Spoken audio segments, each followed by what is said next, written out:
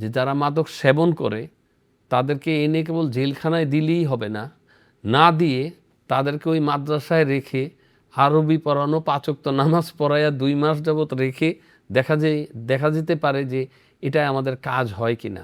মাদক সহ আর কি বড় সমস্যা রয়েছে যেটি কিশোর গ্যাং, উদাহরণ সহ আমাদেরকে বলতে কিশোর পারবেন? গ্যাং, দুই মাদক, কিশোর গ্যাং, এই দুইটাই আমাদের বড় সমস্যা। বাল্যবিবাহ একটা সমস্যা, চরাঞ্চলে আমাদের বাইরে বাল্যবিবাহের প্রবণতা বেশি। এই জিনিসগুলো তো আমরা চেষ্টা করছি প্রশাসনের মাধ্যমে আমরা যেন বাল্যবিবাহ রোধ করা যায়, এটার উপরে আমরা কাজ করছি।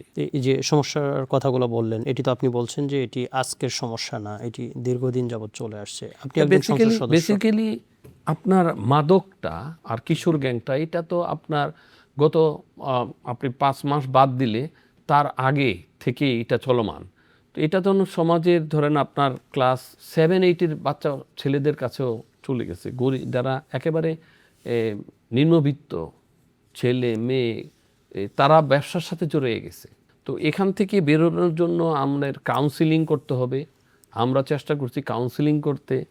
আমরা একটা উদ্যোগ নিয়েছি, আমরা প্রশাসন সহকারে, যে আমরা 2টা মাদ্রাসাকে পাইলট হিসাবে নিয়েছি, যে যারা মাদক সেবন করে তাদেরকে এনে কেবল জেলখানায় দিলেই হবে না, না দিয়ে তাদেরকে ওই মাদ্রাসায় রেখে আরবি পড়ানো, 5 ওয়াক্ত নামাজ পড়াইয়া 2 মাস যাবত রেখে দেখা যেতে পারে যে এটা আমাদের কাজ হয় কিনা।